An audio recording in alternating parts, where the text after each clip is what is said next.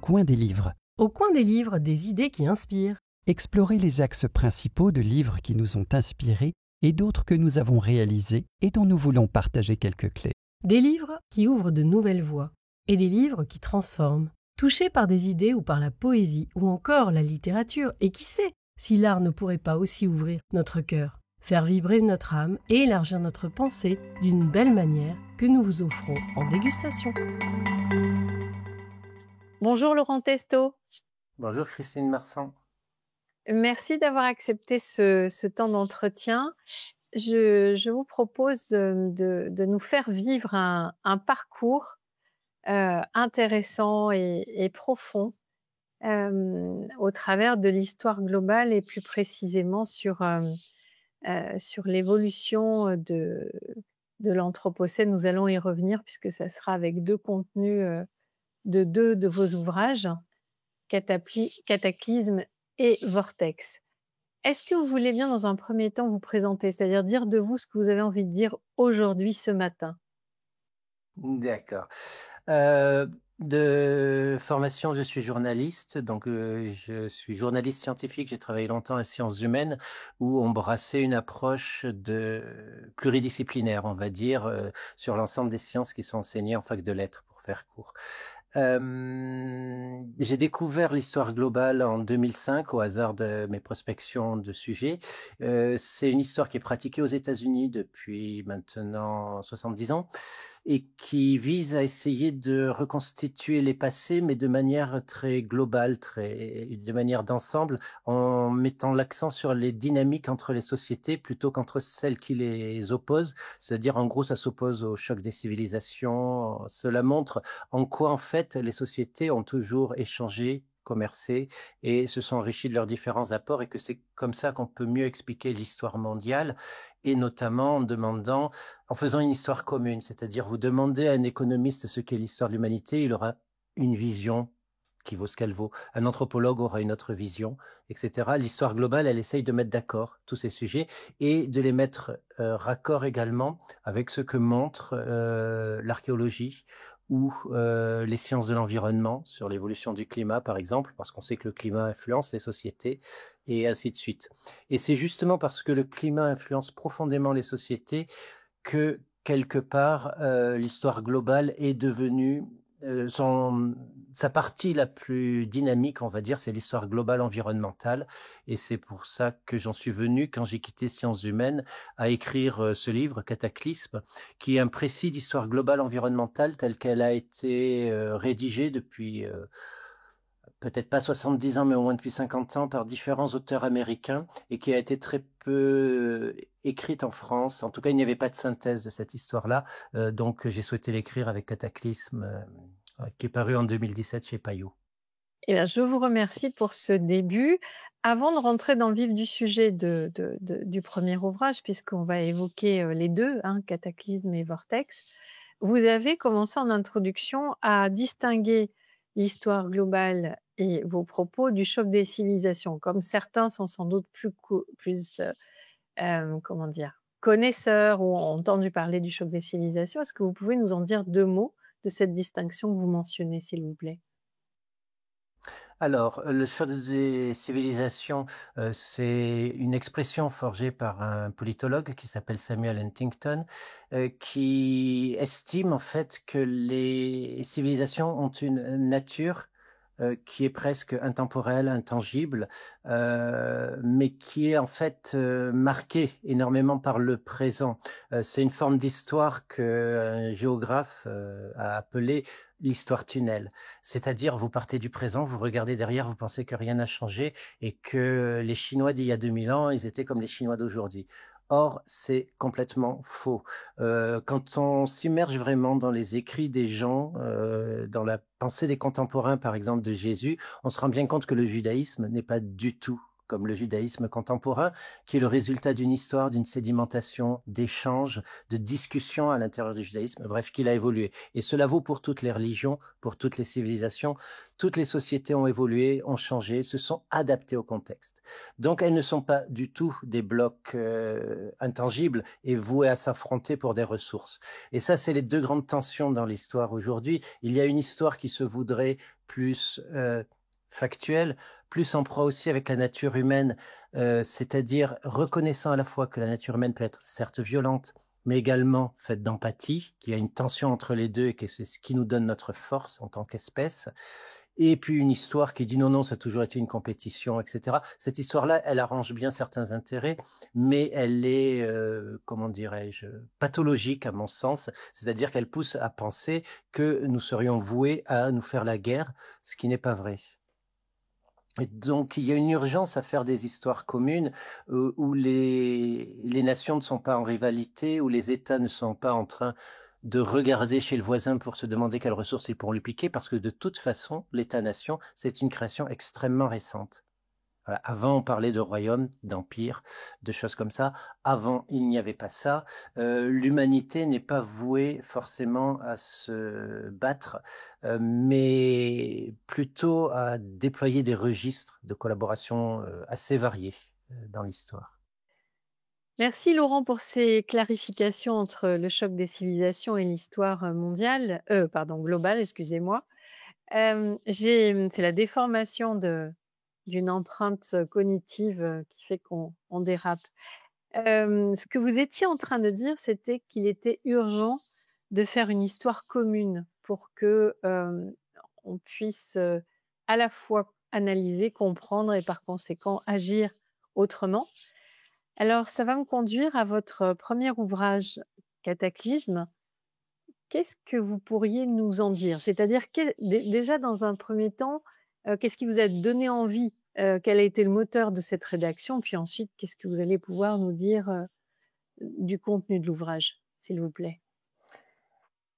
Alors, Cataclysme, ça a été la volonté de vulgariser des travaux qui me semblaient très importants, qui étaient ceux de William McNeill, d'Alfred Crosby, etc., qui sont des historiens qui n'ont pas été traduits en français ou alors de manière très confidentielle, et qui ont... William McNeill a fondé l'histoire globale en posant la question pourquoi l'Europe a-t-elle imposé ses valeurs au reste du monde au XIXe siècle? Pourquoi l'Europe a-t-elle exercé une telle hégémonie?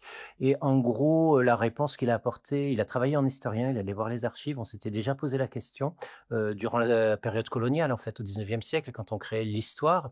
On créait l'histoire à l'époque pour donner une consistance aux nations, pour créer du patriotisme. Et donc, les réponses étaient exprimées en termes de supériorité. On avait la science, donc on était plus intelligent. Et puis, il y avait des tas d'autres explications appuyées sur le racisme, sur un tas d'idées qui partait du postulat intrinsèque de la supériorité de l'homme blanc. Et puis, malheureusement, dans les années, enfin, ou heureusement plus exactement, dans les années 1970, cette explication ne tenait plus parce que d'autres historiens, chinois, indiens, etc., avaient travaillé sur l'histoire de leur pays et ils revenaient en disant « Ah oui, non, mais ça s'est pas exactement passé comme ça, c'était pas si simple, vous avez inventé le marché, vous dites, mais nous aussi, on avait un marché qui était même plus développé que le vôtre avant, notamment au Moyen-Âge, au début de l'époque moderne, c'est-à-dire au XVIe, XVIIe siècle. Donc, voilà, on produisait beaucoup plus de biens, on avait une espérance de vie supérieure, voilà. Donc tout ça, ça tombait à l'eau, toutes ces explications déterministes. Et l'idée a germé petit à petit qu'il s'agissait de hasards environnementaux qui avaient fait la supériorité de l'Europe. Je vais la faire court, mais on va reprendre le récit, par exemple, de la conquête des Amériques. Christophe Colomb tombe, il ne découvre pas parce qu'il y a des gens déjà sur place depuis très longtemps, tombe par hasard sur les Amériques. Il pense que c'est l'Inde, d'où le nom d'Indien qu'il va donner à cette population.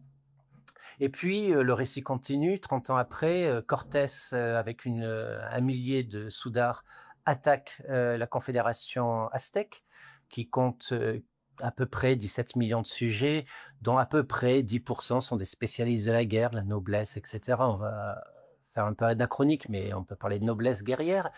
Et il gagne en 2 ans. Et voilà, ça ne dérange personne, mais on peut se poser la question, l'Afrique, elle est plus près. Les Portugais essayent de prendre pied en Afrique. ils n'y arrivent pas. Ils essayent aussi de conquérir la Chine exactement selon les mêmes méthodes que Cortés. Ils n'y arrivent pas.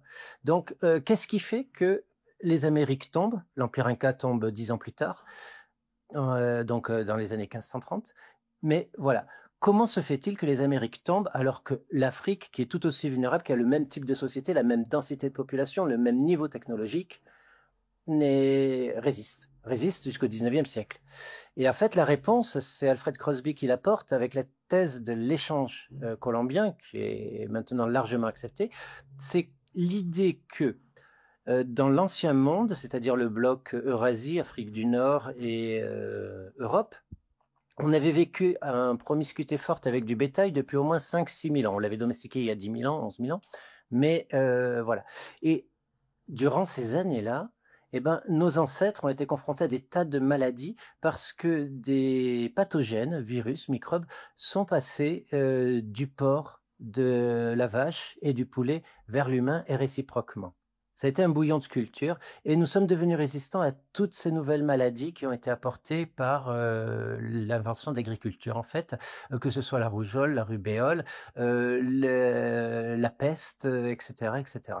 Et conséquemment, quand on a débarqué dans les Amériques où il y avait beaucoup moins d'animaux domestiqués, les Amérindiens n'avaient pas du tout toutes ces maladies. Et c'est la variole, en fait, qui a gagné la guerre de Cortés. La variole a tué la moitié des Aztèques durant les 2 ans de campagne de Cortés. Ce qui fait que la société aztèque s'est effondrée et que les Espagnols ont pu la soumettre facilement. Même chose pour la conquête de l'Empire Inca.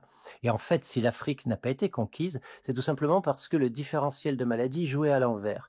Quand les Européens débarquaient, il suffisait d'attendre que les Africains se replient un peu, laissent les Européens construire leurs forces sur la côte, tranquillement. Saison des pluies, les moustiques se lèvent, chèvre jaune, paludisme, 90% des Portugais ou des Espagnols meurent, les survivants rembarquent et ils ne sont pas prêts de revenir. Voilà. Et tout simplement, il faudra attendre 1823 que l'on isole le principe actif de la quinine, que l'on puisse se prémunir de la fièvre jaune et du paludisme pour que des explorateurs rentrent en Afrique, cartographient, préparent en fait l'invasion littéralement. Et c'est à la fin du 19e siècle que l'Europe se partage l'Afrique parce qu'à ce moment-là, on peut envoyer des troupes d'occupation et conquérir le terrain. Donc, ce sont des hasards environnementaux qui ont façonné cette idée de supériorité d'une civilisation sur une autre, cette conquête mondiale, et en conséquence de quoi il faut les prendre au sérieux. Mais le problème, c'est qu'ils ne sont pas immédiatement accessibles à travers les archives. Il faut faire un travail en associant, par exemple, les données archéologiques, les données génétiques des maladies, à la géopolitique du moment, à l'histoire des conquêtes, etc. Donc, il faut enrichir l'histoire d'un tas de nouveaux regards pour arriver à avoir quelque chose de plus précis et de plus congruent avec le réel, avec ce qui s'est passé. Et c'est la démarche donc de l'histoire globale. Je vous remercie. Donc, vous apportez avec ce travail-là une vision beaucoup plus systémique, beaucoup plus d'interaction et d'interdépendance. Et ça permet conséquemment de sortir des déterminismes et des croyances que nous pouvons avoir de supériorité ou de lecture, comme vous le disiez, de lecture et de récit d'une histoire de conquête ou autre. Ça permet vraiment de revisiter les prédicats à partir desquels on bâtit tout un récit culturel et civilisationnel, c'est ça? C'est ça.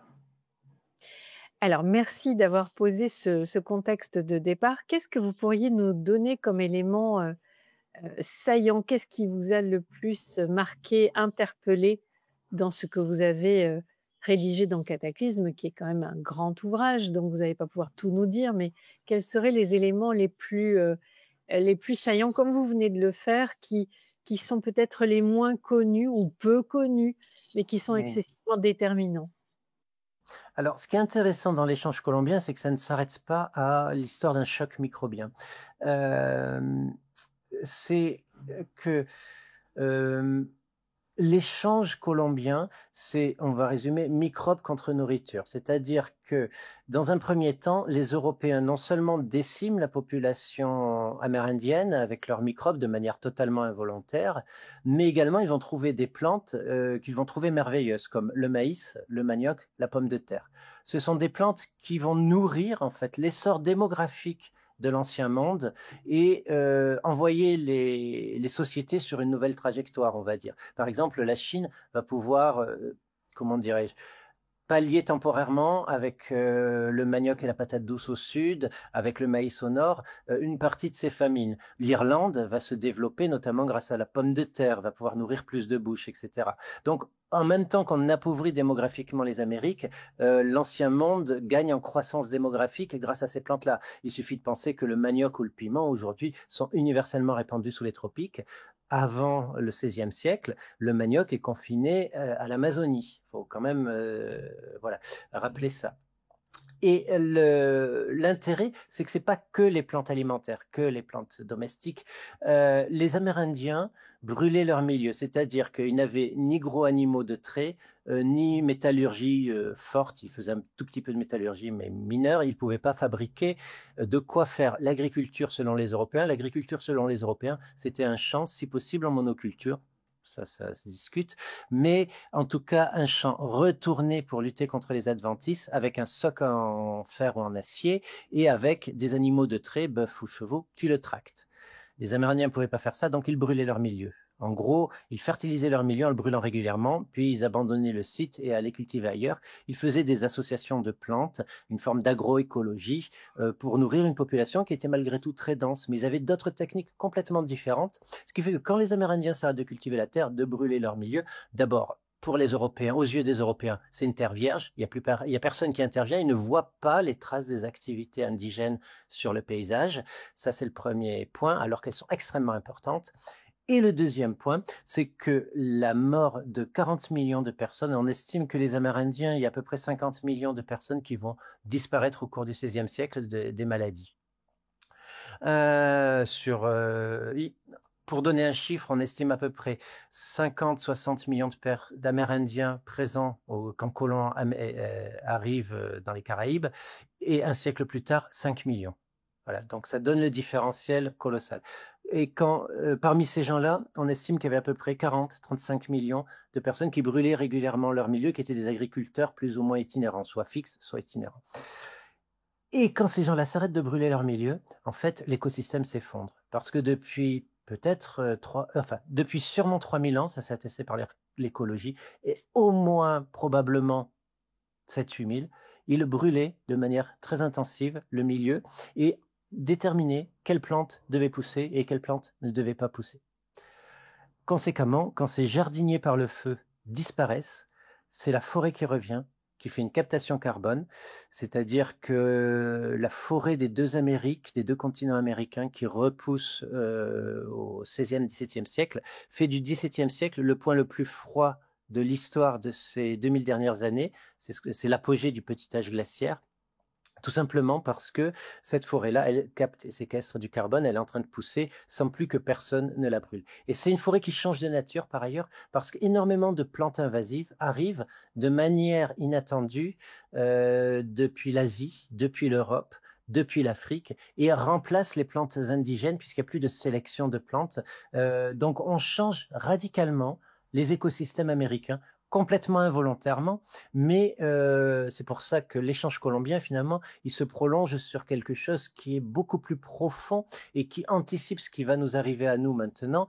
C'est vraiment le changement des écosystèmes. Il y a des écosystèmes qui vont être radicalement transformés de manière involontaire par ces échanges biologiques interocéaniques. Donc l'échange colombien, c'est bien plus qu'une explication de l'histoire de la conquête des Aztèques et des Incas, c'est plus profondément l'histoire du changement biologique des deux Amériques et d'une préfiguration de ce qui va arriver.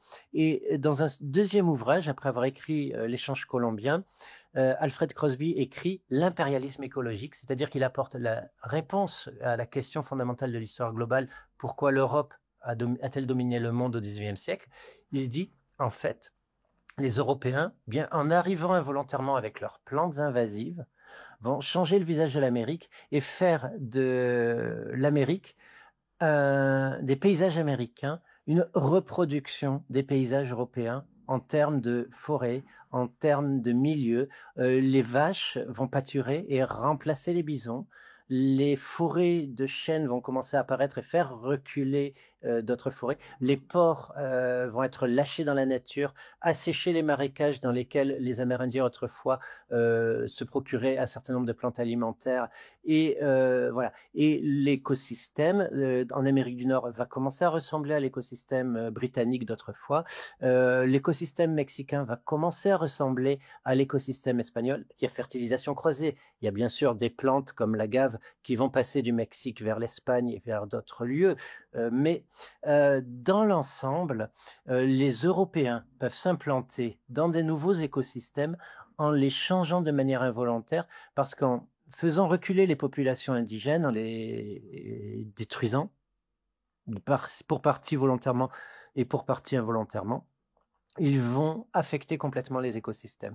Et cela m'amène à une distinction fondamentale en fait qu'amène l'histoire globale pour la compréhension de ce qui est en train d'arriver aujourd'hui, c'est que l'on pense fréquemment, on sait qu'il y a un changement climatique en cours, qu'il est dangereux, qu'il est rapide et qu'il est inédit. C'est-à-dire, ça fait 100, 150 ans que nous réchauffons notre climat et ça s'accélère. Et on a tendance à penser l'effondrement de la biodiversité, l'effondrement du vivant, comme étant synchrone.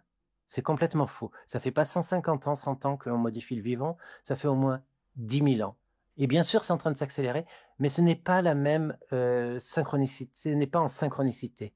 En revanche, c'est en train de jouer aujourd'hui en synchronicité, c'est-à-dire que l'un aggrave l'autre et réciproquement.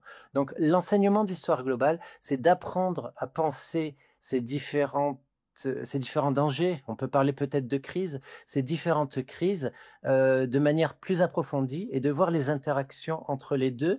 Donc ça nous enseigne le destin des Aztèques en fait, nous donne aussi des clés pour notre destin à nous, pour essayer d'éviter ce qui s'est passé. Oui, ça, on reviendra après sur la capacité que nous pourrions avoir à modifier les choses. On va continuer le périple que vous nous avez proposé.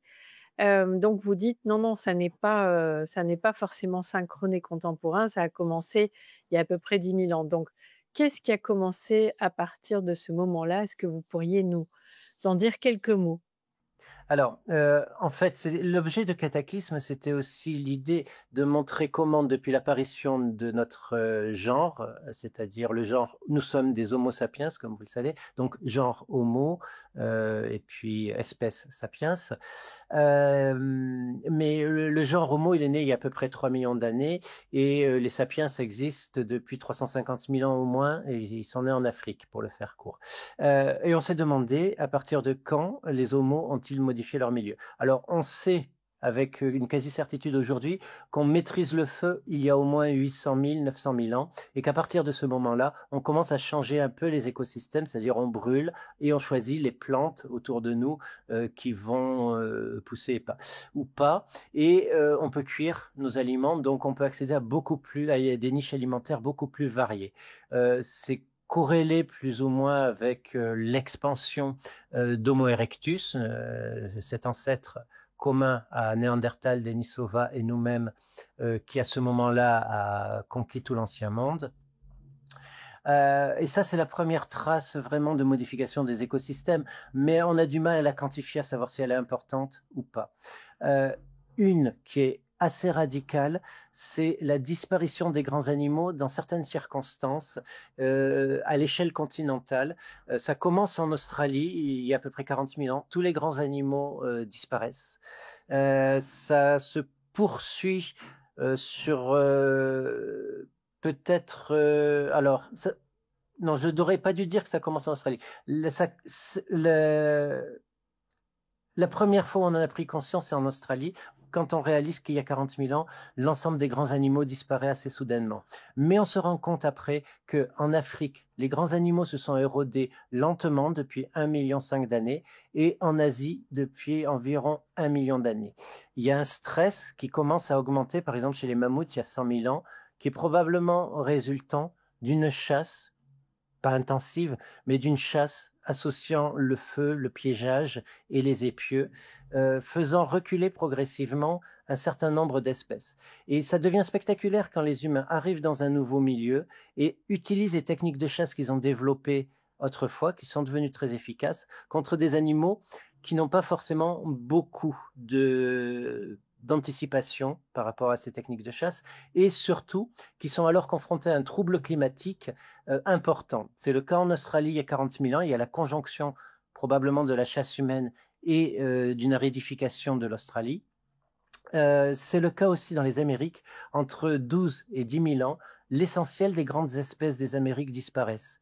Il y a 12 000 ans, on trouvait encore 6 espèces d'éléphantidés dans les Amériques. On trouvait des loups féroces, des loups géants. On trouvait des lions américains, des guépards américains, des ours géants, plusieurs espèces de bisons. Et tout ça, à l'exception d'un bison et d'un élan et de quelques ours, ça disparaît entre 10 et 12 000 ans. Alors, ça a à voir, comme vous dites, avec les formes de chasse que les êtres humains pratiquent notamment. Ça a à voir aussi avec le temps de gestation, de reproduction de ces animaux qui est beaucoup plus lent que d'autres espèces. Ça a à voir avec 6 paramètres, en fait. Ça a à voir avec le changement climatique. Voilà. On a un changement climatique fort, c'est-à-dire que les écosystèmes changent parce que, en gros, entre moins 18 000 et moins 12 000, la Terre se réchauffe d'environ 4 degrés Celsius, et donc les écosystèmes changent radicalement, ce qui repousse les grands animaux de la steppe à mammouth vers le nord.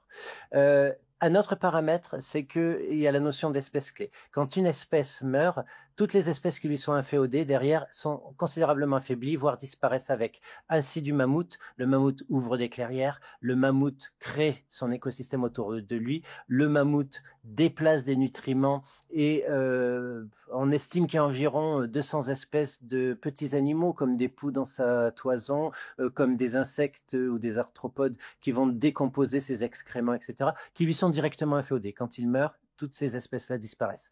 Par ailleurs, les prédateurs eux-mêmes qui se nourrissent de ces grands animaux, quand ces grands animaux se raréfient puis disparaissent, ces prédateurs-là passent également l'arme à gauche. Donc il y a il y a les changements des écosystèmes, le changement climatique, la chasse humaine, la modification anthropique des paysages par le feu.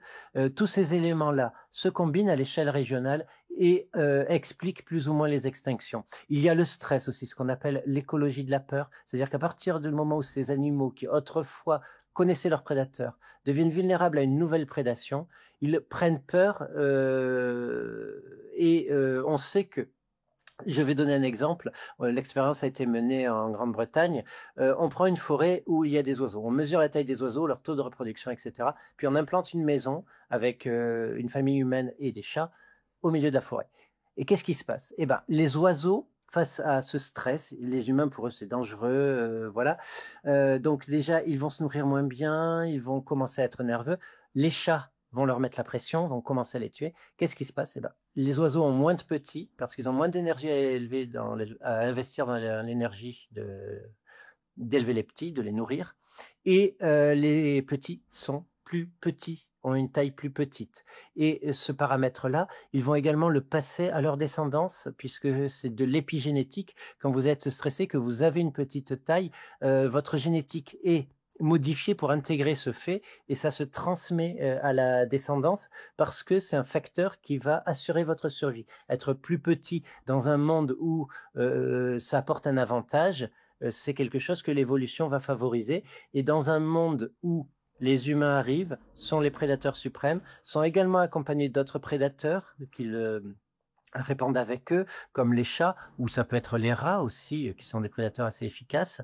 La réaction des animaux va être de s'adapter à ça. Par exemple, nos cervidés, chez nous, sont devenus étaient autrefois diurnes, ils sont devenus nocturnes pour s'adapter à la présence humaine. Nous nous déplaçons surtout de jour, nous les embêtons surtout de jour, donc eux deviennent nocturnes, et ainsi de suite. Donc diminution de la taille, changement des habitudes, nous recréons autour de nous les écosystèmes sans même y penser, et ça devient particulièrement fort il y a 10 000 ans quand nous entrons dans la période tempérée, enfin il y a 11 700 ans, quand nous entrons dans la période tempérée qu'on appelle l'Holocène, cette période qui va nous permettre d'inventer l'agriculture, de domestiquer les animaux, de créer des civilisations, eh bien, nous changeons déjà massivement le milieu. Les travaux d'un géographe, Erle Ellis, qui utilise énormément les relevés, comment dirais-je, de pollen en archéologie, la palynologie, laisse à penser qu'on occupe à peu près 75% du milieu terrestre il y a 10 000 ans et que l'on modifie ce milieu terrestre déjà par un brûlis régulier sur un certain nombre d'écosystèmes ou par des passages réguliers et des prédations assez importantes sous forme de chasse-cueillette. Donc nous modifions nos milieux depuis très longtemps. Eh bien, merci pour ce petit voyage en préhistoire. Donc, vous avez énoncé la question de la prédation des grands mammifères et la modification de leurs écosystèmes. Qu'est-ce qui pose problème aujourd'hui, en fait? Oula, des tas de paramètres. C'est l'intensification d'abord de cette pression. C'est ensuite le fait que nous avons développé au fil de, comment dirais-je, de différentes expérimentations sociétales, des capacités de collaborer de plus en plus importantes et des capacités d'extraire des ressources de nos milieux de plus en plus importantes.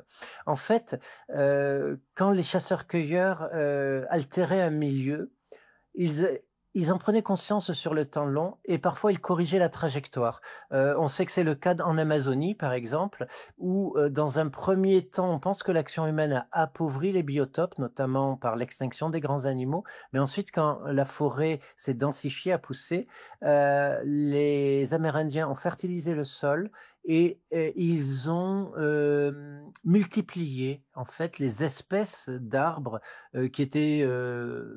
Ils ont diversifié en fait la forêt. Voilà. Ils ont rendu cette forêt-là plus écodiverse que ce qu'elle aurait été naturellement sur le temps long. Donc l'action humaine n'est pas forcément négative. L'action humaine peut être très positive. On sait que diverses communautés, je parle par exemple des Bishnoï dans Cataclysme, ont conquis, ont fait progresser des écosystèmes forestiers contre les déserts, notamment dans le désert du Thar pour les Bishnoï en Inde.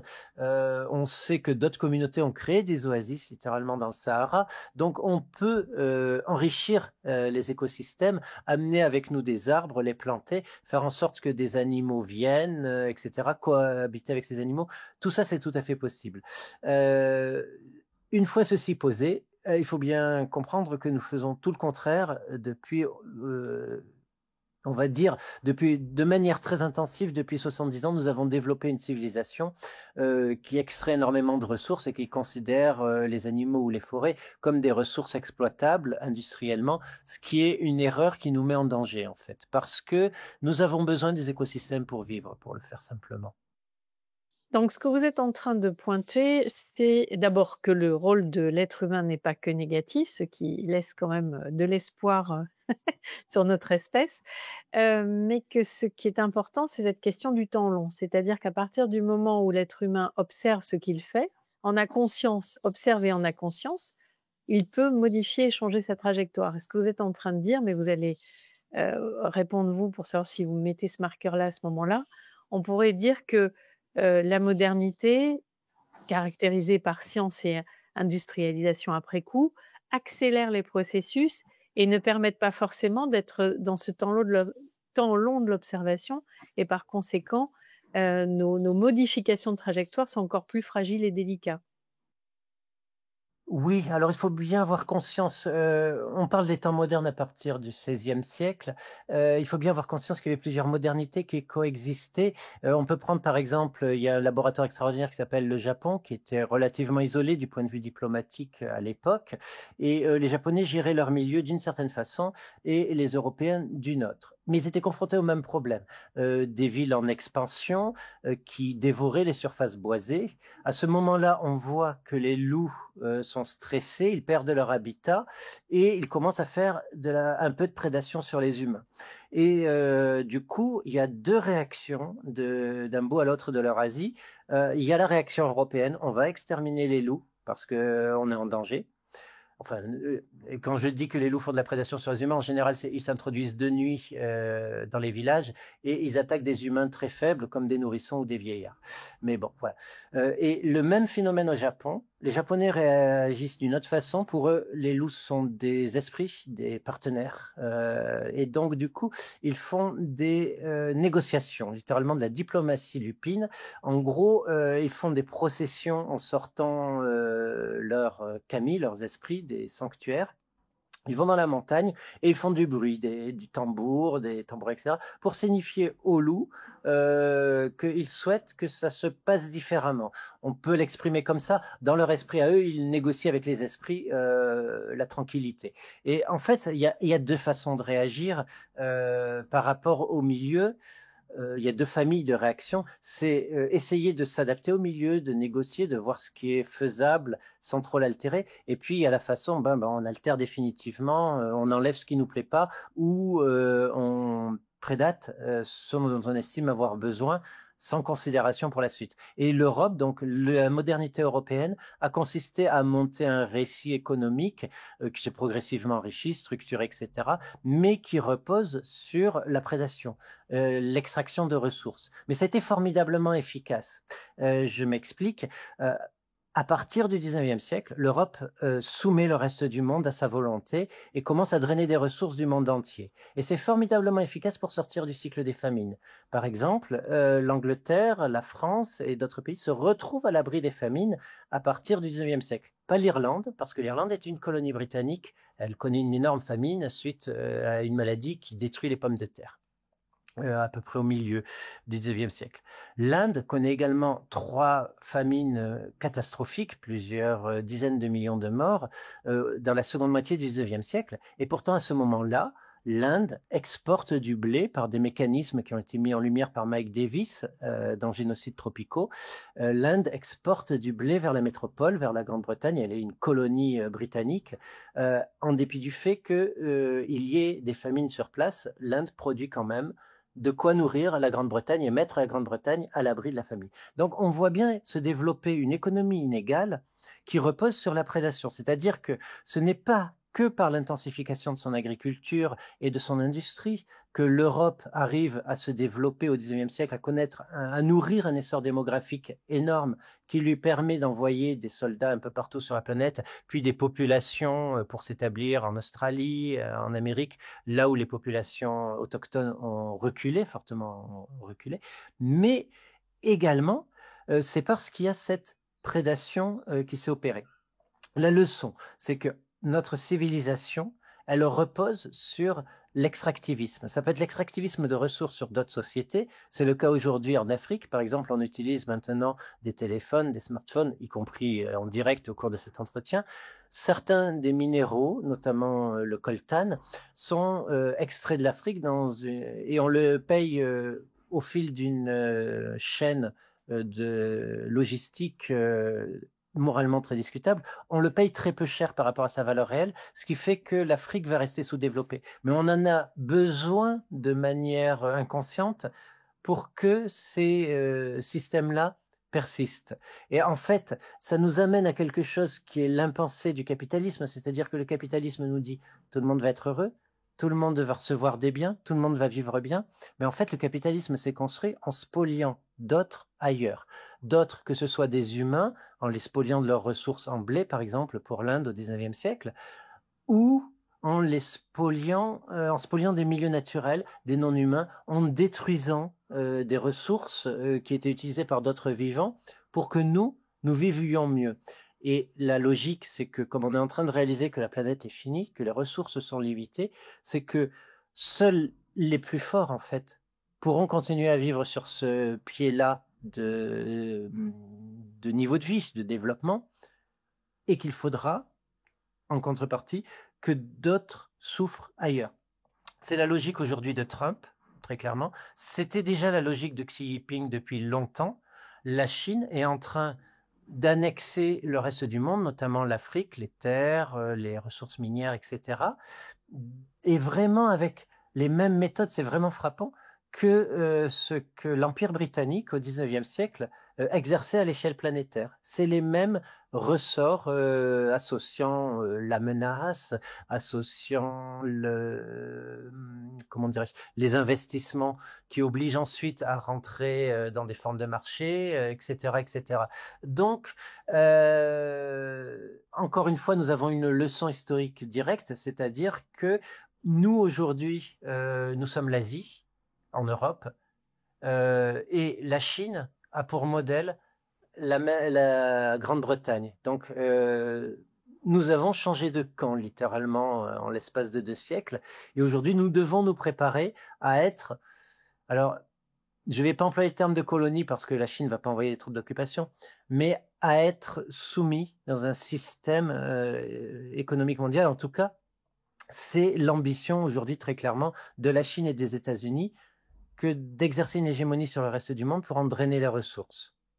Et ça, il faut le comprendre. C'est-à-dire, les ressources n'étant pas infinies, la conséquence immédiate, c'est qu'il y en a qui raisonnent en termes d'appropriation. Tout à fait. Ben, on le voit bien avec l'annexion voulue du Groenland, etc. Par rapport à l'ouvrage Cataclysme, parce que je reviendrai sur la question que vous avez soulevée avec la différence de gestion entre Japon et Europe, mais je le reprendrai peut-être à la fin.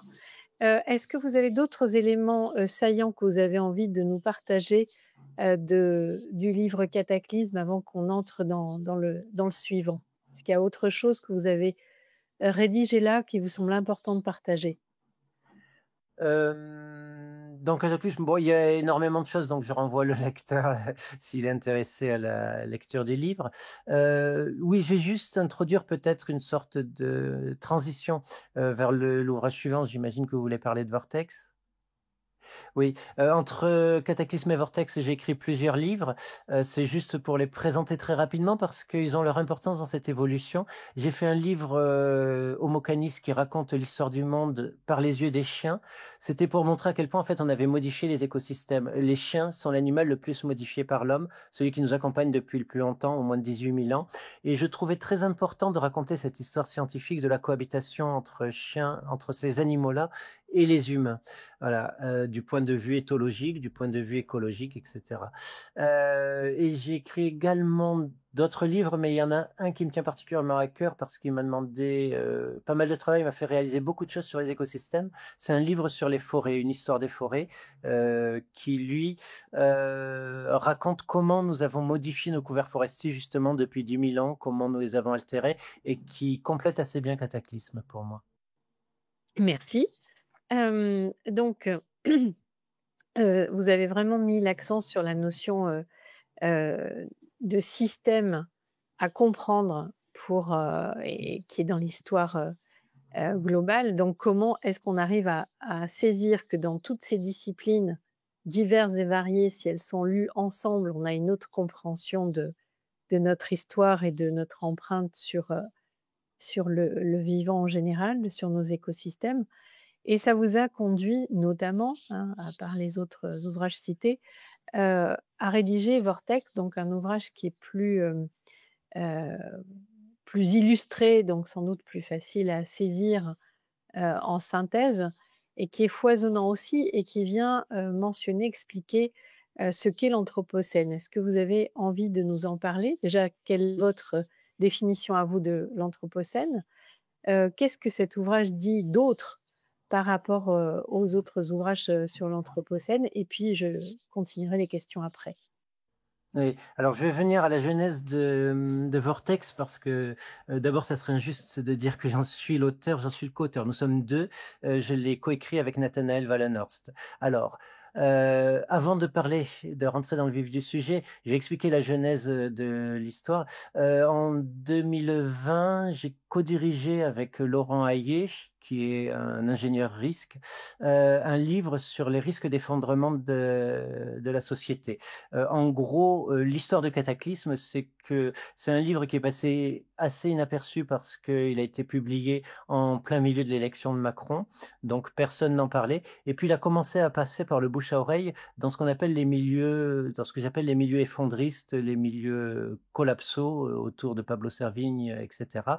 Et j'en ai énormément parlé et il s'est beaucoup diffusé, dans cette communauté-là qui s'intéressait en fait aux effondrements de civilisation et surtout à l'effondrement de notre civilisation potentielle, même si Cataclysme ne parlait pas, expressément des effondrements de civilisation. En fait, c'était l'idée: comment est-ce qu'une société réagit à un stress? L'idée fondamentale de Cataclysme. Bref, on a voulu faire une synthèse avec Laurent Hayé en 2020 de ce mouvement-là. Donc, on a demandé à une quarantaine d'auteurs de donner leur vision de l'effondrement. Il y en avait qui étaient pour, il y en avait qui étaient contre. Voilà. C'était pour éviter, comme disait Laurent, aux lecteurs de lire 40 ouvrages sur l'effondrement. Ils pouvaient se contenter d'en lire un et avoir la synthèse. Voilà. Et après, si ça l'intéressait, d'explorer davantage cette littérature collapsologique. Le livre est sorti pile poil au moment du Covid, du confinement. C'était assez rigolo. Mais un des contributeurs, j'avais demandé un article à Nathanaël Wallenhorst, justement sur l'Anthropocène. Nathanaël est un spécialiste de l'Anthropocène. Il enseigne les sciences de l'éducation à l'Université catholique de l'Ouest. Il a également de très bonnes connaissances en sciences de l'environnement. Et Nathanaël raconte qu'il a été saisi d'effroi, en fait, en 2018, je crois que c'était en 2018, en lisant la littérature scientifique, quand on demande aux scientifiques dans leurs différentes disciplines, que ce soit en sciences du vivant, que ce soit en climatologie, que ce soit en pollution, que ce soit sur l'usage des sols ou l'usage des eaux, on regarde la littérature scientifique, on lit vraiment ce que ça veut dire, au-delà du fait que ce soit en anglais, au-delà du fait que ce soit pas forcément facile à lire. On en sort, on essaye de faire les parallèles et on en sort effondré. C'est le parcours que racontent Pablo Servigne et Raphaël Stevens dans leur livre Comment tout peut s'effondrer. La prise de conscience qu'en fait, nous sommes sur une trajectoire qui, à tout point de vue, est extrêmement périlleuse. Et le pire, c'est que nous avons les connaissances sur cette trajectoire-là pour l'anticiper. Et la notion d'anthropocène, en fait, permet de mettre tout ça en lien dans un ensemble commun. On ne parle pas que du changement climatique comme un isolat, que de l'effondrement de la biodiversité comme un isolat, que des pollutions comme un isolat, parce que tout ça, ça interagit entre soi. Un exemple classique, le changement climatique va assécher des forêts, donc détruire la biodiversité. Ces forêts-là vont être tellement stressées que les arbres vont mourir ou que ces forêts vont brûler. Elles vont déstocker du dioxyde de carbone qui va accélérer en retour le changement climatique. Donc l'un agit sur l'autre parce que tant que la forêt est en bon état, en fait, elle capte du CO2, elle le stocke, donc elle ralentit le changement climatique. Ça, c'est raconté de manière extrêmement simpliste pour que l'on comprenne, mais il y existe des millions d'interactions entre ces différents éléments qui font que la destruction d'un de ces éléments entraîne l'accélération des trajectoires de l'autre. Ou parfois, à l'inverse, on peut avoir des retours en arrière ou des points de bascule, c'est-à-dire le passage d'un seuil où ça va tellement loin que l'on change littéralement d'état. Tous ces phénomènes-là, on commence à essayer de les modéliser. On commence à réaliser aussi que dans le passé, il y a eu vraiment, pour le coup, des cataclysmes extrêmement importants qui ont abouti à des extinctions partielles du vivant. Et on peut se demander si nous nous mettons pas en danger. Le propre de l'Anthropocène, en fait, c'est de déterminer quel est le moment précis où l'humanité s'est mise en danger en devenant plus impactante sur le déroulé des dynamiques naturelles que ne le sont les éléments naturels eux-mêmes. Aujourd'hui, le constat il est assez clair. On produit plus de substances artificielles, c'est-à-dire on additionne le béton, le plastique et les différents éléments que nous produisons. Nous en avons produit plus que ce qu'il y a de biomasse sur Terre. La simple masse du plastique planétaire est supérieure à la masse des animaux sur Terre.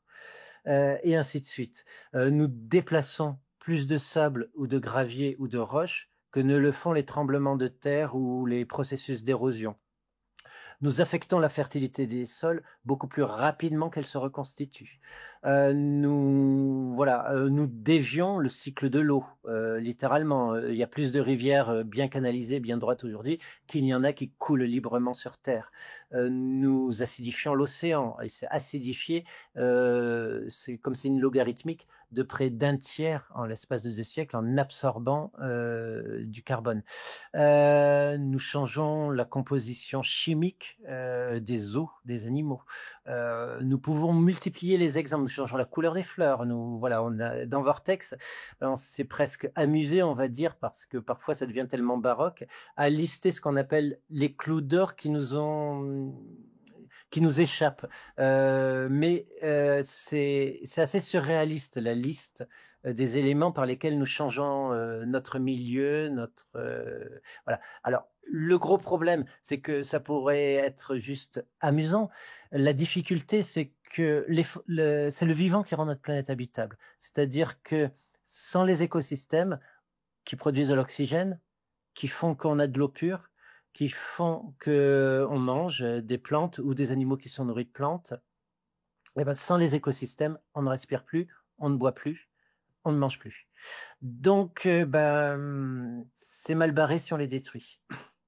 Alors, je me permets juste d'aller piocher une des anecdotes que vous mentionnez simplement pour égayer le moral des auditeurs, parce que c'est toute la question, c'est comment est-ce que nous pouvons agir si nous ne prenons pas le temps de chercher, d'analyser, de comprendre. Ça sera difficile de poser les bonnes actions, si tant est que ça soit possible de les poser. Et en même temps, dès l'instant qu'on commence à creuser, ça peut avoir des impacts émotionnels tout à fait délétères. Alors, je voudrais juste vous proposer de nous éclairer sur la couleur des fleurs, et puis on reprendra le fil de votre propos, simplement pour mettre une touche printanière. Alors oui, la couleur des fleurs, c'est une étude qui montre qu'en fait, comme le rayonnement solaire s'intensifie avec le changement climatique, en fait, c'est une des 2 mesures du changement climatique. C'est d'une part la quantité de CO2 dans l'atmosphère, de dioxyde de carbone, et d'autre part l'intensification induite du rayonnement solaire exprimé en watts par mètre carré. Et comme ce rayonnement-là s'est accru, notamment en haute altitude, les fleurs produisent plus de certaines substances pour filtrer les UV, et donc leur couleur a évolué depuis 30 ans. Mais ça se voit aussi sur la couleur des lacs en altitude, c'est plus la même. Même la couleur du ciel a été très légèrement modifiée. Alors c'est visible sur des appareils, c'est pas visible à l'œil humain, et de toute façon sur 30 ans, ça aurait tellement glissé qu'on ne s'en serait pas rendu compte. Mais il y a des paramètres assez étonnants qui sont en train de changer. Il y en a qui sont également invisibles, mais qui sont particulièrement inquiétants. La fonte des glaces, par exemple, peut entraîner un accroissement des risques de séisme ou d'activité volcanique. Voilà, il y a plusieurs paramètres comme ça qui sont assez inattendus et qu'en fait on ne maîtrise pas, ce qui fait que on a des modèles qui nous informent assez bien de ce qui va se passer, sauf que comme on introduit de plus en plus de paramètres et qu'il y a de plus en plus de paramètres affectés qu'on n'avait pas vu venir, on commence à avoir des surprises, y compris dans les modèles. Par exemple, personne n'avait anticipé la hausse des températures de surface des océans qu'on connaît depuis 2 ans, ce qui fait que personne n'avait anticipé qu'on resterait aussi longtemps dans un petit moment extrêmement chaud. Ça fait maintenant 16 mois que nous sommes au-delà de l'accord de Paris, au-delà des 1,5 degrés Celsius, et ça, c'est lié à une hausse inattendue des températures de l'océan. Et on ne se l'explique pas. En gros, les océans ont pris 0,8 degrés Celsius en moins de 30 ans dans leur température de surface. C'est colossal, c'est inattendu. On a essayé de trouver des explications. C'est probablement lié aux aérosols, à l'interaction des aérosols humains, c'est-à-dire des particules que nous émettons par notre industrie vis-à-vis du plafond nuageux, mais ça pourrait être dû à d'autres phénomènes. C'est partiellement amplifié par le cycle El Niño, la Niña. Voilà. Mais ce qui est quand même étonnant, c'est que on n'arrive pas à déterminer exactement ce qui se passe. Et en gros, ça veut dire quelque chose, ça veut dire qu'on se rapproche d'un moment où nous allons entrer dans ce qu'on appelle le chaos climatique, c'est-à-dire où les variations climatiques ne seront pas forcément complètement dévastatrices, etc. Elles le sont déjà, puisqu'on a des inondations extrêmement spectaculaires. Il suffit de se rappeler Valence ou une intensification des cyclones. Mais au-delà de ça, on aura de plus en plus de mal à anticiper, à prévoir, etc. Parce que un certain nombre de paramètres ne sont pas encore pleinement modélisés. Voilà. Donc on est en train de rentrer dans un système plus ou moins chaotique. Rien que ça devrait tirer suffisamment la sonnette d'alarme pour se dire il faut vraiment prendre ce problème à bras-le-corps. Or aujourd'hui on ne le fait pas. La métrique suprême pour le climat, ça reste les émissions de gaz à effet de serre. Elles continuent à croître. D'accord. Donc ce que vous étiez en train de pointer aussi dans l'ouvrage, c'est, en suivant, l'axe que vous venez de prendre là, et on reviendra peut-être aux différents mots que vous avez, initiés, mais je prends l'axe que vous pointez là. En fait, les dangers, énormes que nous avons, c'est de ne pas arriver à anticiper suffisamment et de nous conduire au point de bascule qui nous amènerait à la terre étuve. Est-ce que vous pouvez nous en dire quelque chose? Ah, alors oui, alors ça c'est spécifiquement sur le climat, sachant que l'anthropocène, c'est vraiment un concept qui permet de réfléchir aux interactions entre différents paramètres qui conditionnent la vie sur Terre, et le climat est un de ces 9 paramètres fondamentaux. Alors, la Terre étuve, c'est une hypothèse qui a été développée pour alerter sur le risque de bascule. En fait, on a 9 paramètres qui conditionnent la vie sur Terre, dont le climat, la biodiversité, l'ozone stratosphérique, le cycle de l'eau douce, les cycles biogéophysiques, c'est-à-dire tout ce qui est éléments nécessaires aux plantes, azote, phosphore, etc. Bon. Et les uns impactent les autres et nous puisons des ressources dans chacun de ces registres. Nous avons passé les limites dans la plupart de ces registres, en fait. Les limites, c'est-à-dire nous sommes dans le moment où nous sommes en danger. Mais derrière les limites, il y a des seuils. Un seuil, c'est le passage d'un état de changement irrémédiable. Par exemple, si vous puisez toute l'eau douce, vous n'en avez plus, vous crevez de soif. C'est un changement d'état irrémédiable, vous êtes mort. Si vous poussez le climat trop loin, à un moment, il s'emballe, le réchauffement s'emballe, et par exemple, vous arrivez à 2 degrés Celsius, ça sera le cas dans les années 2040-2050, de réchauffement planétaire par rapport aux températures de référence de la fin du 19e siècle. Et puis, à 2, il y a des risques de bascule de certains éléments du système Terre, par exemple le pergélisol, c'est-à-dire le sol gelé qui est en Sibérie, au Canada, en Alaska, se met à dégeler. Il a déjà commencé lentement, mais il a commencé et il est riche en méthane et en dioxyde de carbone. Mais pour l'instant, son dégel, ça fait de l'eau. Et il y a des bactéries qui se multiplient dedans et qui consomment ce méthane, qui l'amortissent, qui consomment le dioxyde de carbone, qui peuvent le stocker en partie. Donc, tant que ça va doucement, ce dégel, les écosystèmes l'encaissent. Mais si ça va trop vite, si nous arrivons à 2 degrés Celsius, ou peut-être à 2,5, on ne sait pas modéliser exactement où est le point de rupture, ça commencera à excéder les capacités des écosystèmes à absorber l'excédent de gaz d'effet de serre. Et donc, il y aura une émission supplémentaire de plus en plus rapide, de plus en plus forte de gaz à effet de serre. Et dans ce cas, au moment où vous passez ce seuil, qui est peut-être à 2, à 2,5, à 3, personne n'en sait rien, eh ben, vous ne pouvez plus arrêter le système et il s'emballe et il passe à 4, à 5, etc. Et ce qui est valable pour le pergélisol est aussi valable pour les océans, pour les forêts, pour un certain nombre d'autres éléments clés. Plus vous allez stresser ces éléments clés, plus le risque augmente que l'un d'entre eux craque et entraîne en cascade les autres comme dans un jeu de domino.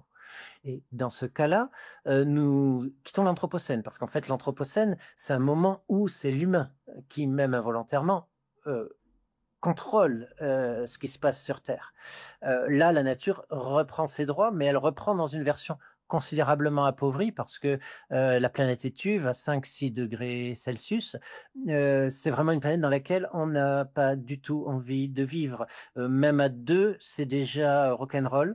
À 2 degrés Celsius, on a quand même environ 2 milliards de personnes sur Terre qui seront dans des zones où ils ne pourront pas vivre dehors, sans climatisation, sans système de refroidissement, plus de 20 jours par an.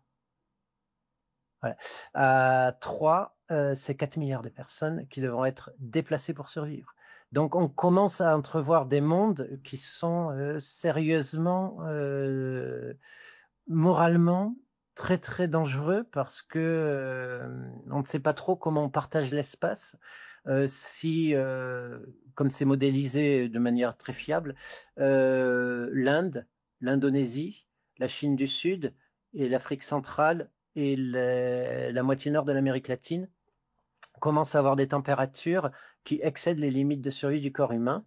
Et ça, c'est les scénarios à 3 degrés Celsius, dont on parle très froidement de s'adapter dans les cercles gouvernementaux aujourd'hui. Moi, je me demande comment on s'adapte à un monde comme ça. Voilà. Nous sommes un singe qui a évolué en Afrique et nous avons sur le reste du monde animal un avantage énorme. Nous nous adaptons très bien à la chaleur. Nous savons suer notre excédent d'énergie sur tout le corps. Nous avons des glandes sudoripares qui suent sur tout le corps. C'est une rareté chez les mammifères, une exception. Mais il existe quand même des températures passées lesquelles notre organisme n'arrive plus à évacuer la chaleur en trop dans le corps, c'est-à-dire il fait tellement humide et tellement chaud que la sueur ne joue plus son rôle d'évacuation de chaleur. Ça commence aux alentours de 31 degrés Celsius et 100% d'humidité.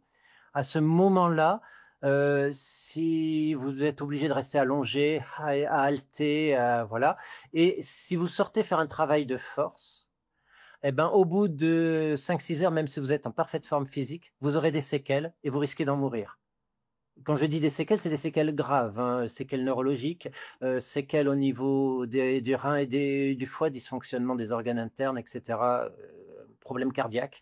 C'est comme ça que 6000 ouvriers venus d'Asie sont morts en construisant des stades dans le Golfe. C'est en atteignant cette limite du thermomètre mouillé. Et cette limite du thermomètre mouillé, donc elle commence à 31 degrés Celsius et 100% d'humidité. Et puis elle continue selon une courbe presque droite, en fait, qui monte jusqu'à 55 degrés Celsius et 0% d'humidité. Et ces températures-là, en fait, elles n'existaient pas sur Terre au XXe siècle, ou presque. On les a relevées au XXe siècle dans 3 endroits sur Terre qui étaient des déserts, qui sont des déserts, hein, le désert du Danakil en Éthiopie, la vallée de la Mort en Californie et un autre désert en Libye. Voilà. Aujourd'hui, ce sont des températures qui frappent régulièrement, et en 2022, c'était particulièrement spectaculaire, qui frappent les grandes zones urbaines d'Asie du Sud-Est et d'Asie du Sud. Karachi, Delhi ont connu des vagues de chaleur de ce type ces dernières années. Et c'est un phénomène qui est destiné à s'intensifier. À partir de là, vous avez 2 solutions. Soit vous vous réfugiez dans la technologie, vous mettez de la clim partout pour que les gens survivent, soit vous vous adaptez, mais dans ce cas, le coût est considérable. L'autre revers, c'est que si vous avez de telles vagues de chaleur, vous n'allez pas récolter grand-chose, donc vous allez dépendre des marchés internationaux pour vous procurer votre nourriture. Voilà. Et après, c'est en cascade. Ah oui, effectivement, on a bien compris. Je voudrais revenir sur le fait que vous avez recensé dans votre ouvrage Vortex de nombreux auteurs qui ont écrit sur l'Anthropocène, ce qui vous a conduit à faire dériver le mot d'Anthropocène de plein d'autres mots. Est-ce que vous pourriez nous en dire quelque chose? C'est-à-dire, qu'est-ce que vous auriez à partager sur cette richesse sémantique, mais surtout sur ce que chacun peut apporter? C'est surtout ça. Oui. Alors l'anthropocène, au début, c'est une trouvaille de biologistes et de chimistes de l'atmosphère qui veulent alerter sur les risques d'interaction entre différents problèmes. Ensuite, c'est modélisé par d'autres chimistes de l'atmosphère qui disent: «OK, on va modéliser 9 limites, on va analyser la littérature scientifique, on va montrer, en quoi on pourrait paramétrer le système Terre, pour qu'il reste favorable à la vie humaine». Et à un moment, il y a des gens des sciences humaines qui ont levé le doigt. Un des plus connus, c'est Andreas Malm, qui est géographe et sociologue, et qui a dit: «Ouais, et attendez, anthropocène, décomposons ça. Anthropos, humain, et cène, nouveau, enfin, époque géologique de l'humain, l'humain étant le premier agent géologique sur Terre». OK. Mais le problème, c'est que tous les humains ne sont pas responsables à égalité. Par exemple, le Kényan qui voit sa récolte, foutue pour cause d'inondations ou de sécheresse qui n'arrivait pas avant, il n'a pas beaucoup participé à l'anthropocène, il n'a pas émis beaucoup de gaz à effet de serre, il n'a pas beaucoup dévasté son environnement, et cetera. En revanche, le riche américain qui rêve de s'envoyer en fusée, vers la Lune, lui, il émet beaucoup de gaz à effet de serre. Et donc, en gros, Andreas Malm, assez marqué par le marxisme, a dit: mais ce n'est pas un anthropocène, c'est un capitalocène. Il y a 10-20% de l'humanité qui a bénéficié de cet extractivisme, de ces changements de paramètres du système Terre pour vivre mieux, et le reste de l'humanité souffre. Donc, c'est un capitalocène. Le directeur de thèse d'Andreas Malm, Jason Moore, lui a proposé une autre exception au capitalocène. Il dit: c'est la construction sur le temps long du capital, à travers le pillage des Amériques, à travers le changement des écosystèmes, à travers la mise en place du système esclavagiste. Donc pour lui, le capitalocène est quelque chose qui remonte à très longtemps jusqu'aux colonies. Et en fait, du coup, on a décidé de parler plutôt de colonialocène, ou pour certains, non, ce sont les entreprises. On sait que 100 entreprises ont émis, je crois que c'est près de 2 tiers des gaz à effet de serre dont on souffre aujourd'hui, essentiellement les majeures pétrolières et les entreprises d'extraction charbonnière. Donc, on pourrait dire que c'est un business sain. Et ainsi de suite. On peut décliner. Certains ont attaqué le patriarcat sain en remarquant avec justesse que l'essentiel des gens qui avaient modifié le système Terre, c'était quand même des hommes de sexe masculin, des patriarches, puisque c'était des gens qui étaient à la tête de fortune, de famille, etc. Et puis après, on peut décliner. Le modèle classique, ce serait celui du thermocène. Ce sont les énergies fossiles, la combustion des énergies fossiles qui nous met dans ce pétrin, donc c'est un thermocène, et ainsi de suite. Ce qui est intéressant dans la déclinaison de ces multiples récits, dans Vortex, on en a recensé près de 90. Aujourd'hui, j'en suis à près de 200. Je continue à les compiler. J'ai dépassé les 200, mais peu importe. Ce qui est intéressant dans la multiplication de ces récits, c'est qu'en fait, ils permettent à des tas de gens de s'approprier ça et de dire: attention, il y a un point précis là qui est peut-être passé inaperçu, et on peut le mobiliser pour agir. Parce qu'en fait, tout à l'heure, vous parliez de l'anxiété qui naît de cette connaissance. La seule façon vraiment, comment dirais-je, mise à l'épreuve et qui fonctionne, d'arrêter cette anxiété, c'est d'entrer dans l'action. Et le récit motive à l'action parce qu'on partage quelque chose dans un groupe, et du coup, on fait quelque chose. Si on décide de cibler le patriarcat sain, on peut militer parmi des mouvements féministes, par exemple. Si on décide que l'on se sent vraiment touché par les récits sur le capitalocène, on peut aller en parler ailleurs et puis commencer à réfléchir où est-ce qu'on investit son argent, par exemple, ou comment on consomme. Voilà, il y a ces façons de s'approprier l'anthropocène, permettent de mettre non seulement en interaction les différentes causes, d'avoir une vision d'ensemble de ces problèmes, mais également de passer à l'acte. Ok, alors justement, c'est ce que ce que vous avez proposé sur la fin de votre ouvrage. C'est vrai que c'est tout à fait important de connaître les causes, d'avoir une compréhension écosystémique, systémique tout court, de voir l'influence des différentes disciplines, des paramètres. Et évidemment, à un moment donné, on sent bien que l'écoute à part si nous étions une IA, mais l'écoute de ces phénomènes vient nous toucher et vient nous bouger au niveau émotionnel. Donc, il y a effectivement ceux qui vont continuer à être dans le déni et puis il y a ceux qui vont se dire: «Mais il faut qu'on agisse». Alors, il y a eu toute une génération de personnes qui ont voulu agir et qui ont voulu agir vite en ayant, une compréhension systémique toujours parcellaire, hein, parce que vous le pointez dans vos ouvrages et vos travaux, c'est sans fin la compréhension multiple des phénomènes et des interactions. Mais cette, urgence réelle et vécue émotionnelle conduit à vouloir agir. Et souvent, les premières actions sont des actions, coup de poing, c'est-à-dire on va agir sur ça. Et ce qu'il faudrait, c'est pouvoir agir de façon également systémique. Donc, qu'est-ce que vous avez, vous, identifié comme, comme piste d'action? Qu'est-ce qui vous semble le plus important sur lequel, concentrer nos actions si nous voulions, faire bouger, les tendances? Alors, je n'ai pas de réponse toute faite. J'insiste sur le rôle du politique, c'est-à-dire la capacité à changer les trajectoires politiques et pas forcément en se basant uniquement sur le vote, qui est quelque chose qui est relativement inerte. Mais les initiatives de type, comment dirais-je? Conventions cititoyennes sur le climat, par exemple, ou les parlements sur les droits de différents écosystèmes, le sont des pistes intéressantes à condition qu'elles aient, une traduction réelle, dans les pratiques, de gouvernance, ce qui n'est pas vraiment le cas aujourd'hui. C'est une ébauche. Une autre ébauche, c'est, la justice, faire appel à la justice, pour corriger, des trajectoires climatiques, ce qui se fait aujourd'hui avec l'affaire du siècle.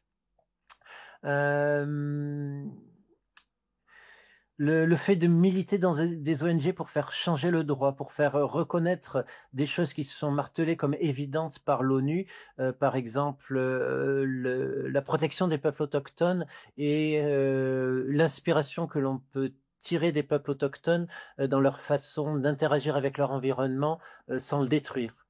Ça, c'est quelque chose de fondamental. Or, aujourd'hui encore, partout sur la planète, les peuples autochtones sont, spoliés, expulsés de leurs terres, y compris parfois au nom de certaines formes de conservation des milieux, qui sont très discutables.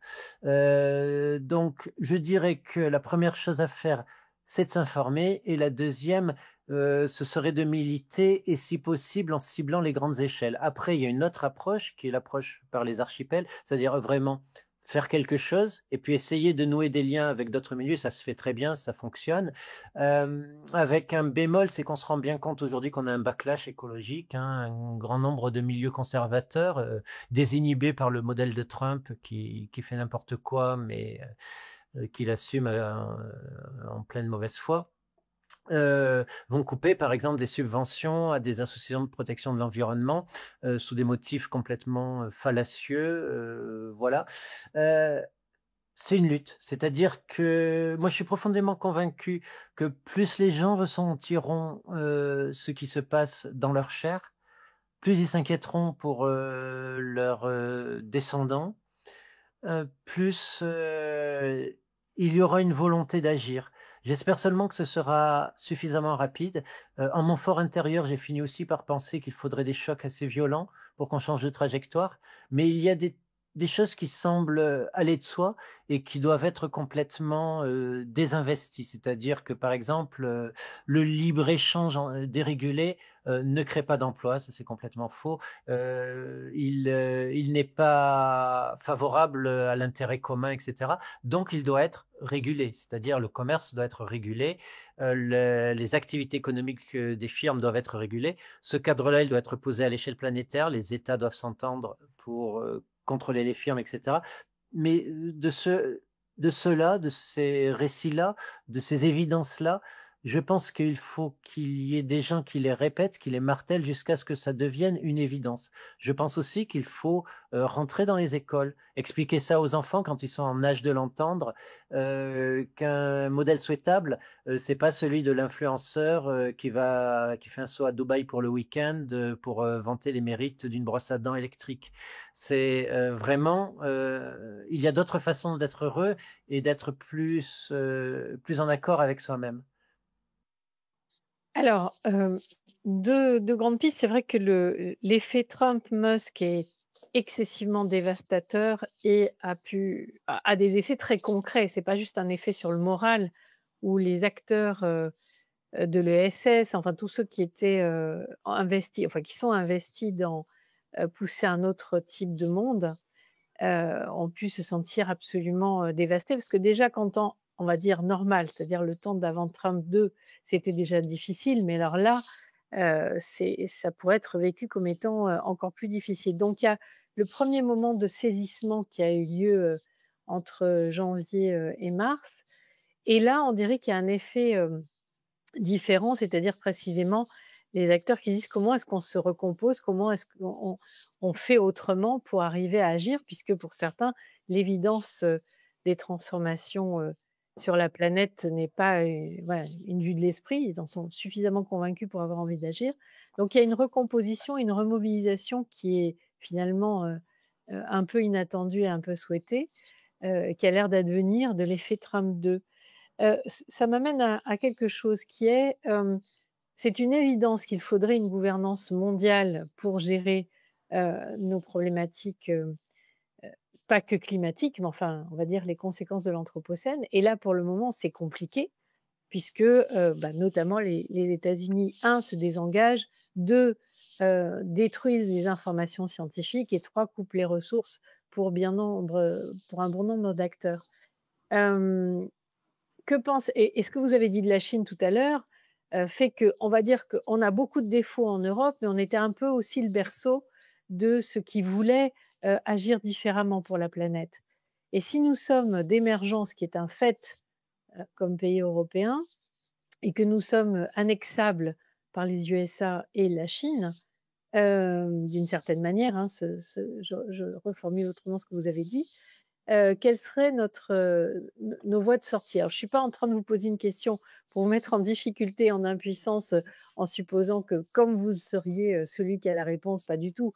C'est juste d'avoir votre point de vue, et nous agirons tous, ensemble comme nous pouvons. C'est juste avoir de votre vision. C'est-à-dire que dans ce moment de fragilité dans lequel nous sommes tous, là je parle du côté politique, économique et social, tous interreliés, qu'est-ce que vous auriez, envie de pointer comme possible? Ouh là, heu, il y a beaucoup de choses à dire, en fait, un peu en vrac, heu, comment dire? Être plus à l'écoute de la science pour les décideurs, permettrait de se poser sur des trajectoires, moins farfelues. C'est-à-dire qu'on entend beaucoup de politiques qui sont décomplexés, mais qui disent, un peu n'importe quoi. Il faudrait arriver, par exemple, à prendre le sujet de l'immigration de manière beaucoup moins fantasmée, se dire que de toute façon, il faudra des migrants. C'est déjà le pari qu'a fait l'Espagne. Heu il faudra des migrants, par exemple, pour, rendre notre agriculture résiliente, pour avoir de la main-d'œuvre, qui accepte de faire, une agriculture, complètement différente, de celle qui existe aujourd'hui et qui est dévastatrice pour l'environnement et pour la santé humaine, et qui est surtout, vouée à structurée pour l'exportation, de produits à forte valeur ajoutée, comme des grands crus de vin ou comme la viande, de bœuf. Il faut, sortir un peu de ces trajectoires-là, avec du courage politique, je pense, et en expliquant également, ce qui est à l'œuvre. Sinon, effectivement, la situation va se dégrader de plus en plus et on va être soumis à de plus en plus de chocs. C'est-à-dire que quand on fait le panorama d'ensemble, des différentes ressources dont on va disposer et des trajectoires possibles, comment dirais-je, des nécessités d'investir dans tel ou tel domaine. Il va falloir arriver à se préserver à la fois des inondations, à la fois des vagues de chaleur, etc.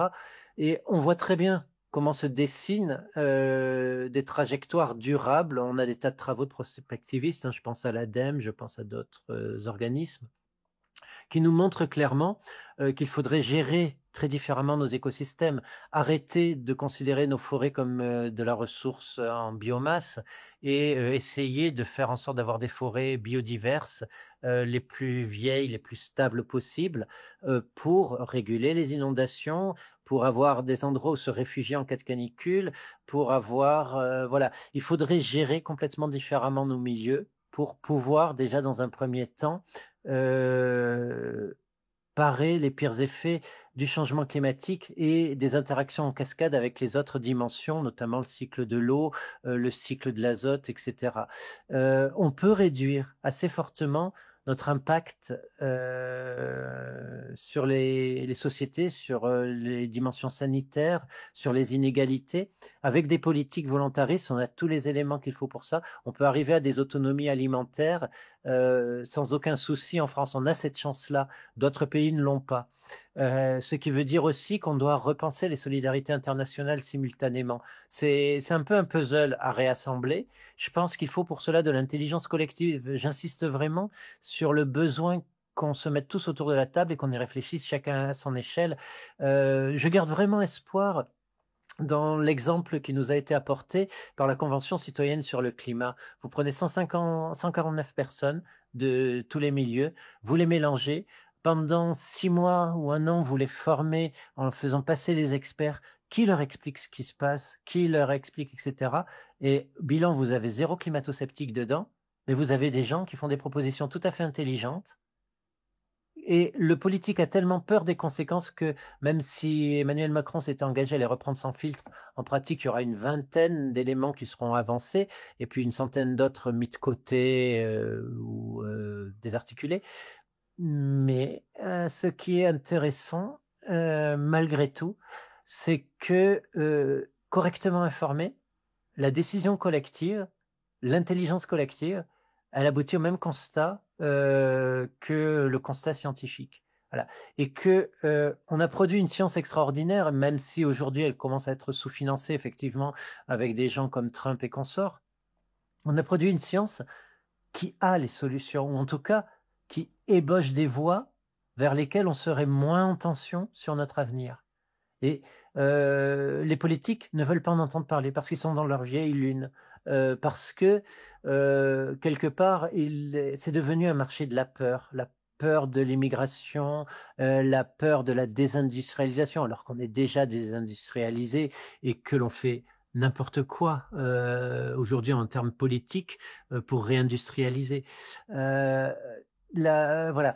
Donc, il faut avoir le courage de questionner ce que l'on sait aujourd'hui, ce sur quoi on fonctionnait jusqu'ici en termes politiques, en termes économiques. Et je pense que ça passe d'abord par l'éducation. Changer l'éducation, c'est le pari qu'on peut arriver à construire un monde dans lequel on partagera encore nos ressources. Sinon, l'autre trajectoire, elle est clairement établie par Trump et consorts, c'est réarmer, mettre toujours plus dans l'armement, de façon à avoir les plus gros muscles et à dire ben toi tu me donnes cette ressource, sinon je te tape dessus. Mais ça, c'est une gestion de cours des récré, quoi, sans pion. C'est presque une piste eugéniste à sa manière. Il y a un point que j'aimerais ressortir maintenant dans l'option des pistes et peut-être comme acte, comme moment conclusif. Vous avez nommé la gestion différente du Japon et de l'Europe. Et je pense que ça, c'est une piste tout à fait intéressante. C'est-à-dire qu'en peu de temps, nous, occidentaux, et on va dire plutôt encore plus européens, on vient de reprendre conscience, notamment en allant chercher auprès des peuples premiers des sources d'inspiration. Quand vous parlez d'intelligence collective, il a bien fallu aller revoir chez eux comment ça fonctionnait, puisque nous, on avait perdu nos racines de coopération.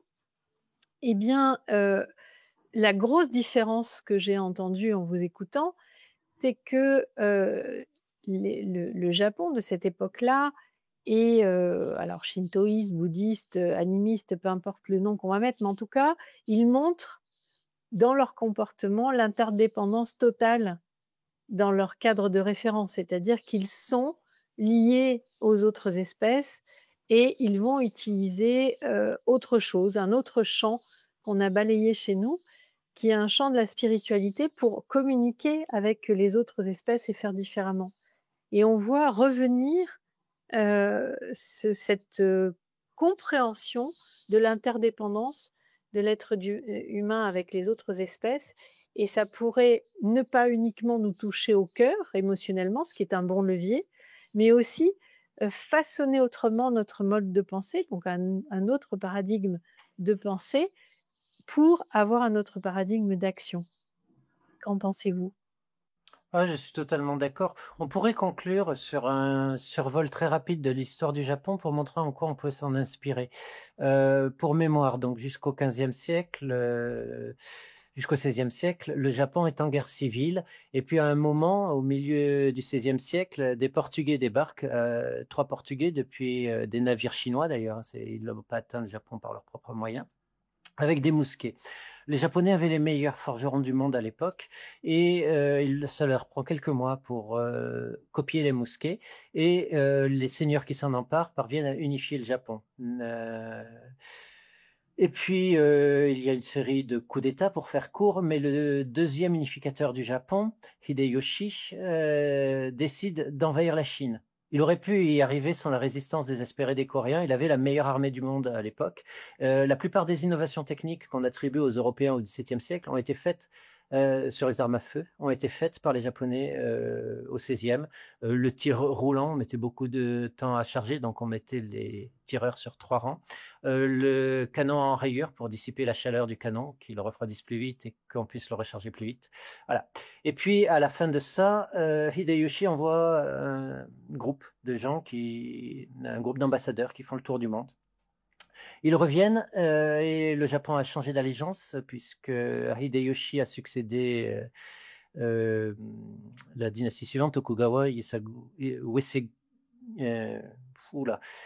les Tokugawa, donc Ieyasu, voilà. Le nouveau shogun décide, sur réception de cette ambassade, il apprend le destin des Aztèques par cette ambassade, et il décide de fermer, entre guillemets, le Japon, c'est-à-dire d'interdire aux Occidentaux d'y mettre le pied. Ça ne veut pas dire que les Japonais sont isolés du monde, ils reçoivent sur une île artificielle au large d'Hiroshima, à Deshima, les Néerlandais, et ils se procurent des livres et ils les traduisent. Et du coup, on a une civilisation pacifique, qui est une dictature, hein, c'est pas, voilà, qui a les mêmes problèmes que l'Europe, la déforestation, les loups, qui le gère à peu près pareil que l'Europe, mais avec des nuances. Ils installent un système de reforestation, de foresterie scientifique, parallèle à celui de l'Allemagne, mais probablement moins dévastateur du milieu. Et associant plus les populations locales, les villages, etc., à la gestion du milieu forestier. Bref, ça fonctionne très bien. Et puis, ils sont persuadés qu'ils ont les meilleures armes à feu du monde, donc ils sont tranquilles que personne ne viendra les embêter.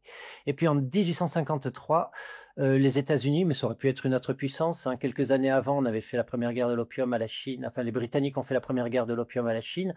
Et donc, les Japonais découvrent, comme les Chinois, qu'en fait, face à l'artillerie occidentale, leurs vieux canons du XVIe siècle ne sont plus opérationnels. Bref, donc c'est le choc, l'humiliation nationale. Il y a une guerre civile au Japon. L'empereur, qui était jusqu'ici une marionnette politique, revient au centre du jeu. Et il décide de s'occidentaliser, en fait, parce qu'ils pensent que comme l'Occident domine le monde, il faut être comme les Occidentaux pour s'en sortir. Donc ils ouvrent des académies, ils ouvrent des écoles de guerre. Au début, ils demandent à des Français de venir les former à l'art de la guerre parce que les Français sont supposés être les meilleurs combattants. Puis il y a 1870, la défaite face à la Prusse. Donc ce sont des Prussiens qui viennent former les Japonais à l'art de la guerre.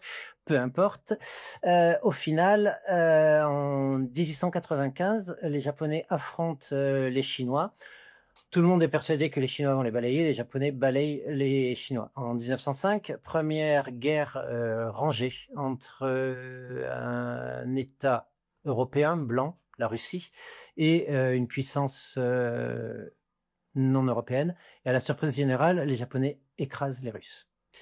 Et à partir de là, les Japonais font tout comme les Européens. Par exemple, la gestion agronomique, les loups. Là, ils reçoivent des agronomes qui leur disent ben non, mais si vous voulez avoir un élevage de moutons moderne, faut tuer les loups. Les Japonais sont très efficaces, ils s'y mettent, et en l'espace de 30 ans, ils exterminent leurs 2 sous-espèces de loups, de manière radicale. Encore plus efficace que les Européens sur ce côté-là. Ils gèrent leur écosystème exactement de la même façon que les Européens désormais. Et puis, ils gèrent aussi leur politique coloniale étrangère de la même façon. Donc, ils conquièrent la Chine à partir des années 1930 et à partir de Pearl Harbor, durant la Seconde Guerre mondiale, ils conquièrent l'essentiel de l'Asie.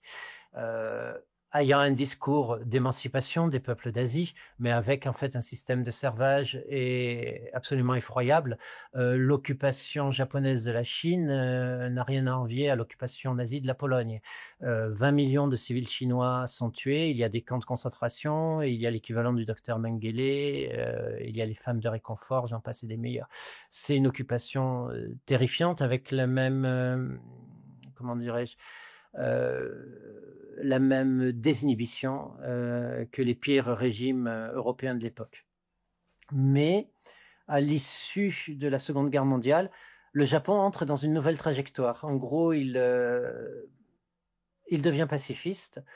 Et très paradoxalement, alors que c'était un pays qui connaissait un certain niveau de violence, aujourd'hui encore, si vous allez au Japon, vous pouvez vous promener de nuit dans n'importe quelle grande ville. Je ne connais aucune autre grande ville que Tokyo. Et c'est la conurbation fait 40 millions d'habitants. Vous pouvez vous promener à 2 heures du matin et vous risquez pas d'être agressé. Je vous conseille pas de faire ça à Pretoria ou dans n'importe quelle ville, en fait, même en banlieue parisienne, c'est pas conseillé. Du coup,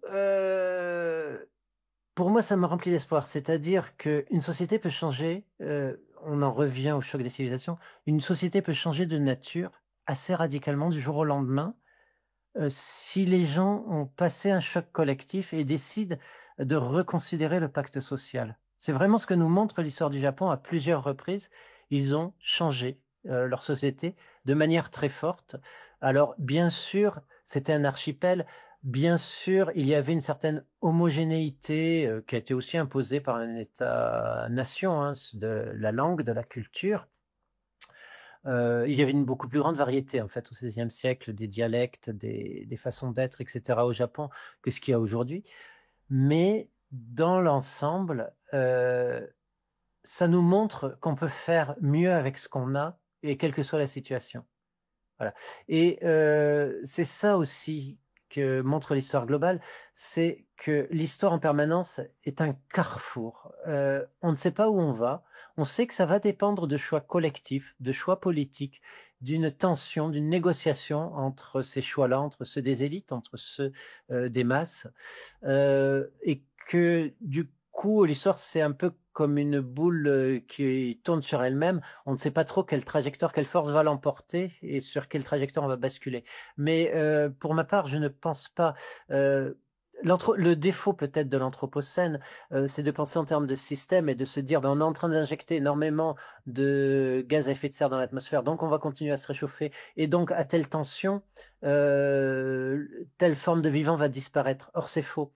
On sait par exemple pour les chênes, il y en a qui ont calculé que la France se réchauffant mécaniquement sur cette trajectoire-là, on n'aurait plus de chêne en 2070 ou 2060, je ne sais plus la date exacte, parce que le chêne a besoin d'un certain taux d'humidité, etc. Ce qu'ils n'ont pas compris, c'est qu'en fait, les chênes, ils sont déjà passés par des périodes de sécheresse sensiblement équivalentes bien avant et qu'ils ont survécu.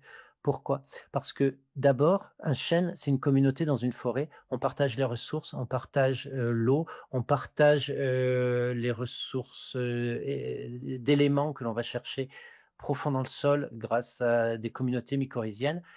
Et si les chênes en lisière meurent, ceux à l'intérieur, ils s'adaptent. Ils sont stressés, ils changent leur génétique dans leurs glands. Et il y a d'autres chênes qui poussent qui sont plus adaptés au changement climatique. Le vivant peut s'adapter.